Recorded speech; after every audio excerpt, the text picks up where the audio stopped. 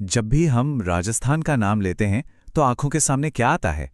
आलीशान किले और खूबसूरत महल, है ना? पर कभी ये सवाल मन में आया है कि इन विशाल इमारतों को बनाने वाले हाथ आखिर किसके थे? आज हम उन्हीं महान निर्माताओं की कहानी जानने वाले हैं। देखिए, जिन राजाओं ने ये स्मारक बनवाए उनके नाम तो हम सब जानते हैं, पर असली सवाल तो ये है कि इन्हें बनाया किसने। वो कौन लोग थे जिन्होंने बेजान पत्थरों में जान डाल दी। तो इस सवाल का जवाब हमें ले जाता है एक बहुत ही खास समुदाय के पास। एक ऐसा समुदाय जो अपनी बेजोड़ वास्तुकला और गौरवशाली इतिहास के लिए जाना जाता है, और वो है कुमावत समुदाय। तो चलिए इतिहास के पन्नों को पलटते हैं और इन गुमनाम निर्माताओं की दिलचस्प कहानी को जानते हैं। राजस्थान की मिट्टी में कुमावत समुदाय का इतिहास हमेशा से ही बड़ा गौरवशाली रहा है।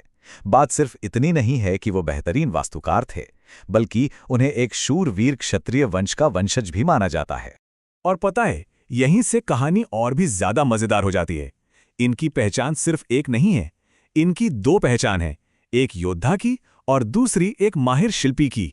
अच्छा, एक बहुत बड़ी गलतफहमी है जो अक्सर लोगों को हो जाती है। कई लोग इन्हें मिट्टी के बर्तन बनाने वाले कुम्हार समझ बैठते हैं, लेकिन ऐसा बिल्कुल नहीं है। वो खुद को क्षत्रिय कुमावत कहते हैं, मतलब वो जो योद्धा भी हैं और वास्तुकार भी। अब सवाल ये है कि ये दोहरी पहचान आई कहां से? तो इसके पीछे भी एक कहानी है। माना जाता है कि ये उन राजपूत योद्धाओं के वंशज हैं जिन्होंने किसी जमाने में युद्ध के बाद अपनी तलवारें रख दी और छेनी, हथौड़ा और हल को अपना लिया। हाँ, और जगह के हिसाब से भी इनका एक खास नाम है। राजस्थान के मारवाड़ और शेखावाटी इलाके में बसे कुमावतों को मारू कुमावत के नाम से भी जाना जाता है। तो अब ये देखते हैं कि इस अनोखी पहचान ने पत्थरों पर कला की कैसी छाप छोड़ी है, जो आज भी दुनिया को हैरान कर देती है। सोचिए, उनका हुनर किस दर्जे का होगा कि उस जमाने के राजा महाराजा भी उन्हें एक खास उपाधि देते थे, गजधर। गजधर यानी वो जो गज मतलब मापने का पैमाना धारण करता हो। एक मास्टर कारीगर के लिए ये कितना बड़ा सम्मान रहा होगा। अरे, जयपुर का हवा महल तो सबने देखा ही होगा। जब भी हम उसकी खूबसूरती को निहारते हैं ना, तो असल में हम कुमावत कारीगरों के ही लाजवाब हुनर को देख रहे होते हैं। सिर्फ हवा महल ही नहीं, चाहे चित्तौड़गढ़ का वो अजेय किला हो या फिर मेहरानगढ़ की वो मजबूत विशाल दीवारें, इन सबके पीछे कुमावत राजमिस्त्रियों और वास्तुकारों का ही पसीना और मेहनत है। और बात सिर्फ बड़े बड़े किले बनाने तक ही नहीं रुकी। शेखावाटी की जो मशहूर हवेलियां हैं ना, उनकी दीवारों पर जो बारीक नक्काशी और पेंटिंग्स हैं, वो भी इनके ही कलात्मक दिमाग की उपज हैं। लेकिन रुकिए, ये तो था इतिहास। कहानी यहां खत्म नहीं होती। उनकी ये विरासत आज भी जिंदा है और एक नए मजबूत रूप में सामने आ रही है।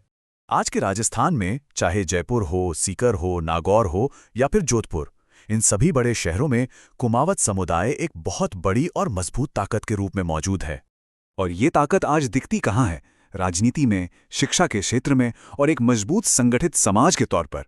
अपनी एकता के दम पर ही इस समुदाय ने जयपुर और सीकर जैसे शहरों में बड़े बड़े हॉस्टल और शिक्षण संस्थान खड़े किए हैं।